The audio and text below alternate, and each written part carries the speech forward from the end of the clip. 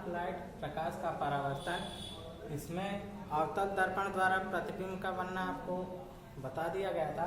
आज हम बताने जा रहे हैं आपको उत्तल दर्पण द्वारा प्रतिबिंब का बनना।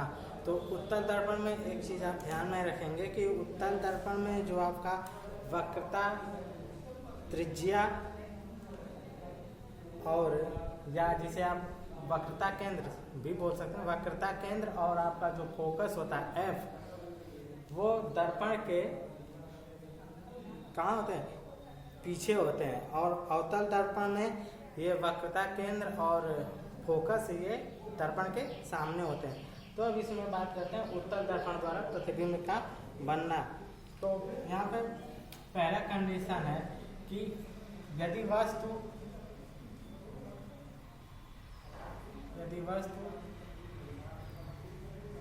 दर्पण के सामने हो तो इस कंडीशन में उसका प्रतिबिंब कैसा हो। तो वस्तु अगर दर्पण के सामने हो तो इसका मतलब कि उसको उसकी दूरी कुछ भी हो सकती है। तो सबसे पहले हम इसके लिए क्या उत्तल दर्पण का आरेख बनाएंगे। तो उत्तल दर्पण के में क्या होता है आपका, उत्तल दर्पण में आपका होता है कि गोलीय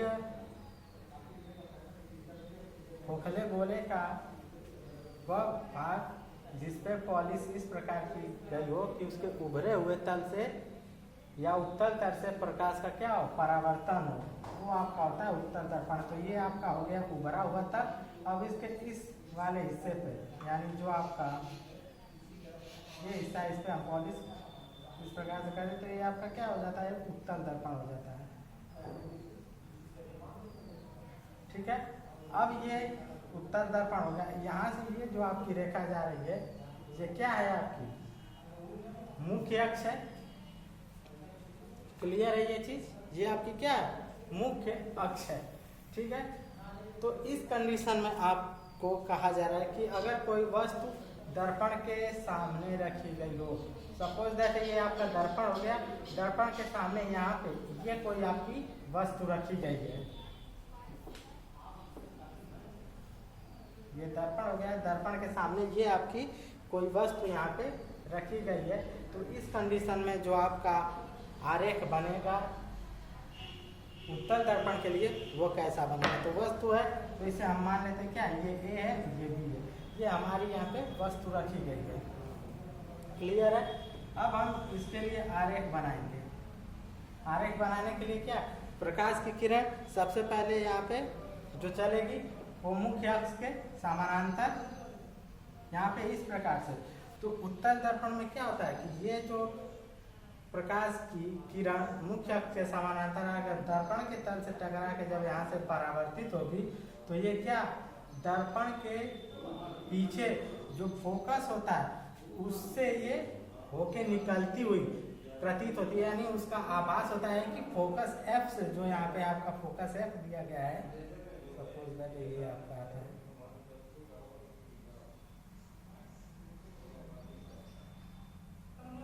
ये आपका जो फोकस एफ है यहाँ से होके निकलती हुई प्रतीत होती है। यानी इसका क्या आभास होता है कि ये प्रकाश की किरण यहाँ से परावर्तित हो रही है।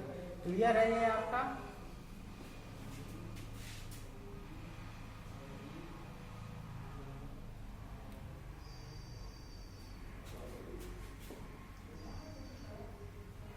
ठीक है। दूसरा कंडीशन इसमें प्रकाश की किरण आपकी क्या, अब ये वस्तु रखी गई है तो प्रकाश की किरण यहाँ से समानांतर भी होके जाएगी और एक यहाँ से भी प्रकाश की किरण क्या आपकी होगी, यहाँ से इस प्रकार से समानांतर होकर दर्पण के तल से टकराएगी।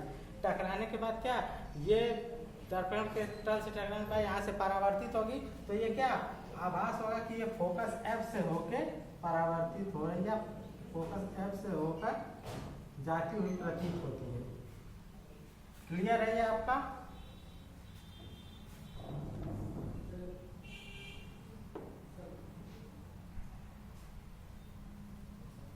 इस प्रकार से। तो ये प्रकाश की किरण एक तल से टकराने के बाद यहाँ पे इस प्रकार से परावर्तित हो जाएगी। तीसरा कंडीशन यहाँ पे आपका होता है क्या कि अगर प्रकाश की किरणें, आपको बताया गया था कि वक्रता केंद्र से अगर होकर जाती हैं तो उस कंडीशन में क्या होता है, प्रकाश की किरण, अगर प्रकाश की किरण वक्रता केंद्र से होकर जाती है तो वो अपने ही मार्ग में वापस लौट जाती है। तो यहाँ से ये आपका पॉइंट सी हो जाएगा, ये फोकस, ये पॉइंट सी। क्लियर है? यहाँ पे पॉइंट सी हम आपको नाम दे देते हैं। तो अब यहाँ से प्रकाश की किरण आभास होगी क्या, वक्रता केंद्र से होकर निकलती हुई, परावर्तित होती हुई, यहाँ से हम क्या आभास होगा कि ये प्रकाश की किरण वक्रता केंद्र से होकर परावर्तित हो रही है। तो अब जब वक्रता केंद्र से आपका प्रकाश परावर्तित होगा तो इसके लिए आरेख हमारा किस प्रकार से बनेगा, यहाँ से डॉटेड लाइन,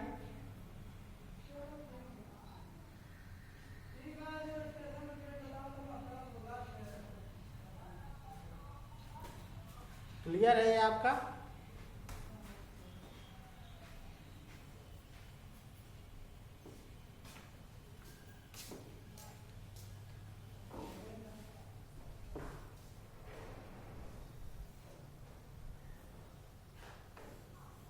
इसके लिए जो आरेख हमारा बनेगा वो इस प्रकार से होगा, ये आरेख, यानी ये प्रकाश की किरण वक्रता केंद्र से हुई और फिर ये क्या अपने ही मार्ग में वापस लौटती हुई प्रतीत होती है। ठीक वैसा ही हमारा ये आरेख इस बिंदु के लिए भी बनेगा,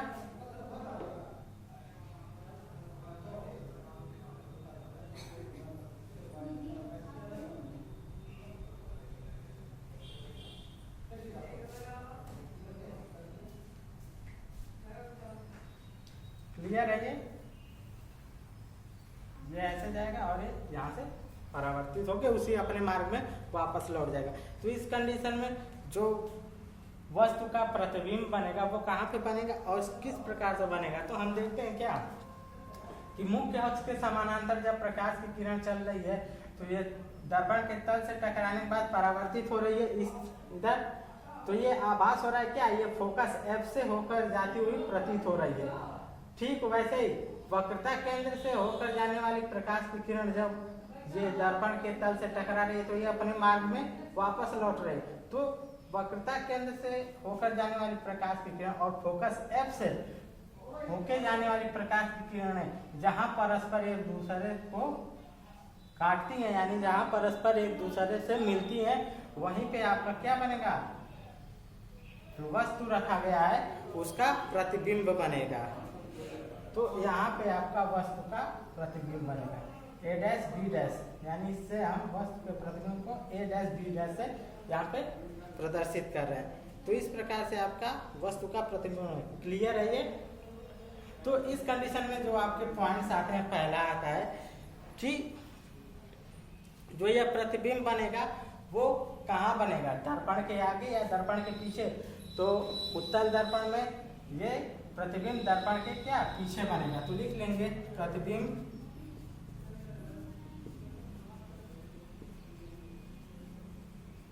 दर्पण के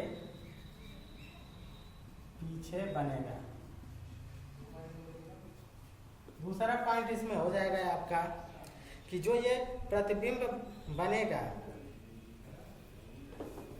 दर्पण के पीछे बनेगा, तो ये दर्पण के पीछे बनेगा तो कहाँ बन रहा है आपका, देख रहे हैं यहाँ पे ये फोकस बिंदु F है और ये दर्पण यानी ध्रुव ये P है, तो ध्रुव और फोकस F के बीच में बनेगा। तो लिख देंगे यहाँ पे कि प्रतिबिंब दर्पण के पीछे दर्पण के ध्रुव तथा फोकस के बीच बनेगा।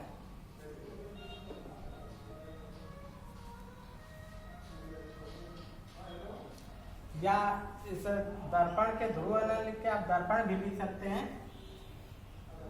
तो लिख दीजिए यहाँ पे क्या, दर्पण तथा फोकस के बीच के बीच बनेगा। ठीक है, क्लियर है ये आपका। दूसरा पॉइंट इसमें है, ये जो प्रतिबिंब बनेगा ये आपका आभासी होगा या वास्तविक होगा। तो ये जो प्रतिबिंब आपका बनेगा ये प्रतिबिंब आभासी प्रतिबिंब होगा।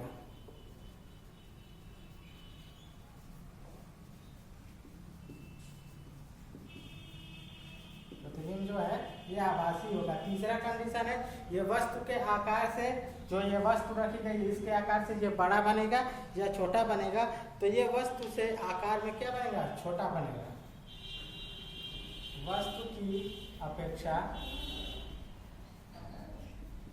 आकार में छोटा बनेगा।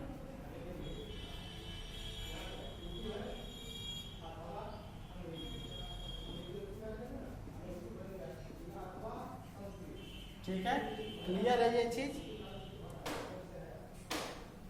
तो ये कंडीशंस हो जाएंगे यहाँ पे। अगर वस्तु आपकी दर्पण के सामने कहीं पर भी रखी गई हो तो उसके लिए ये आपका आरेख है, और जो प्रतिबिंब बनेंगे उसके लिए ये कंडीशंस आपके अप्लाई होंगे। क्लियर है ये चीज आरेख समझने में? आरेख में कोई प्रॉब्लम नहीं होनी चाहिए, बिल्कुल सिंपल है। दूसरा कंडीशन इसमें आपका आता है कि अगर वस्तु अनंत दूरी पे रखी गई है तो उस कंडीशन में आपका प्रतिबिंब कहाँ बनेगा, कैसा बनेगा और किस आकार का बनेगा। तो उसके लिए आरेख हम देख लेते हैं। क्लियर है ये चीज? आगे चलते हैं।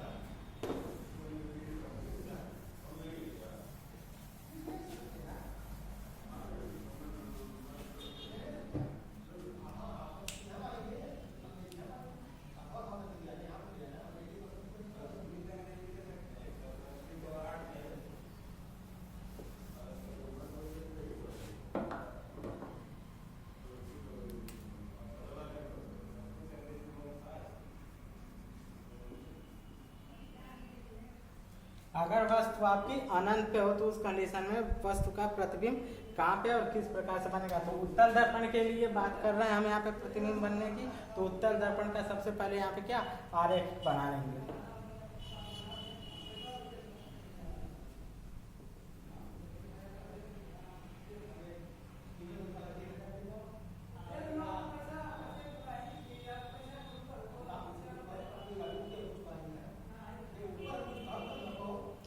आपका उत्तल दर्पण के लिए आरेख यहाँ पे हो गया। अब यहाँ पे बात आ रही है क्या कि अगर वस्तु अनंत दूरी पे रखी गई हो तो ये आपका हो जाएगा मुख्य अक्ष। वस्तु अनंत दूरी पे, वस्तु आपकी यहाँ पे भी हो सकती है, यहाँ पे भी हो, यहाँ पे भी, या अनलिमिटेड, यानी कोई दूरी उसके लिए नहीं दी गई है कि वस्तु आपकी इसी स्थान पे ही रखी जाएगी।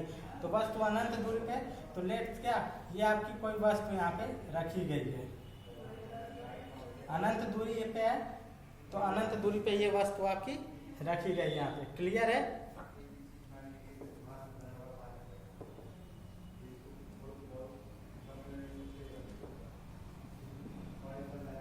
ये आपकी वस्तु रखी गई। तो इस कंडीशन में अगर प्रकाश की किरणें इस पे आपतित होती हैं, पड़ती हैं, तो क्या ये वस्तु रखी गई अनंत दूरी पे, वस्तु पे जब प्रकाश की किरण पड़ेगी तो ये मुख्य अक्ष के क्या समानांतर होकर यहाँ पे दर्पण से टकराएगी। तो यहाँ पे हम क्या कर लेंगे, ये जो किरणें हैं ये दर्पण पे समानांतर पड़ेंगी। क्लियर है ये? अब यहाँ से क्या दर्पण के तल से टकराने के बाद क्या, अब यहाँ पे आपका फोकस है, तो दर्पण के तल से टकराने के बाद ये किरण आपकी परावर्तित होगी, ये भी किरण आपकी क्या होगी, परावर्तित होगी। ठीक है, तो इस कंडीशन में जब ये दर्पण के तल से किरण टकराने के बाद परावर्तित होगी तो ये क्या मुख्य फोकस से होकर परावर्तित या मुख्य फोकस से होकर जाती हुई प्रतीत होंगी, यानी उनका आभास होगा। तो ये आपका हो जाता है क्या, ये आभास हो रहा है मुख्य फोकस की तरफ से, ये आपका पॉइंट एफ हो गया। क्लियर है? ये पॉइंट एफ हो गया। ठीक उसी प्रकार से ये भी किरण आप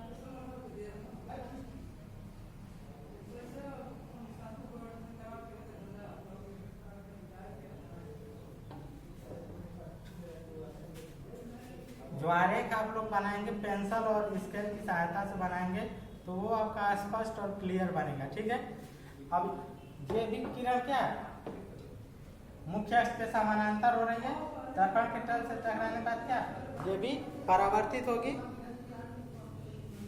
दर्पण के तल से टकराने के बाद ये भी परावर्तित होगी इस प्रकार से। ठीक है,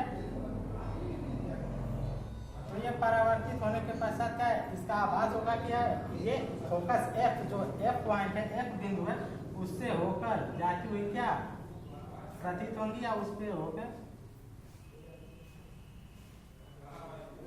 मिल रही है। इस प्रकार से आपका प्रतिबिंब बनेगा। ठीक है, तो इस कंडीशन में हम क्या कह सकते हैं कि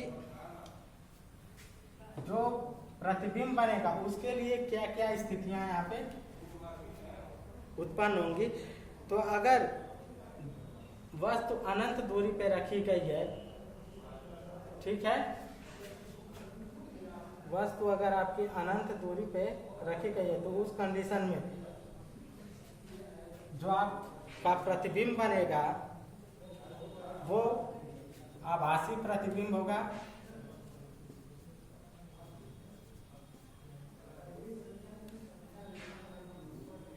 प्रतिबिंब आभासी होगा।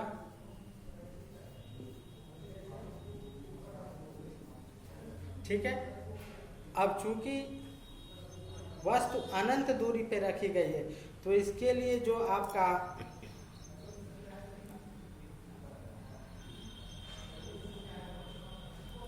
अगर वस्तु अनंत दूरी पे रखी गई है तो इसके लिए जो वस्तु का प्रतिबिंब आपका बनेगा, ये दूसरा कंडीशन हो जाए, कहाँ पे बनेगा, प्रकाश की किरणें फोकस F से होकर परावर्तित होती हुई प्रतीत हो रही है, तो ये F बिंदु पे आके मिल रही है, तो जो प्रतिबिंब बनेगा वो फोकस तल पे आपका बनेगा। ठीक है, तो प्रतिबिंब आपका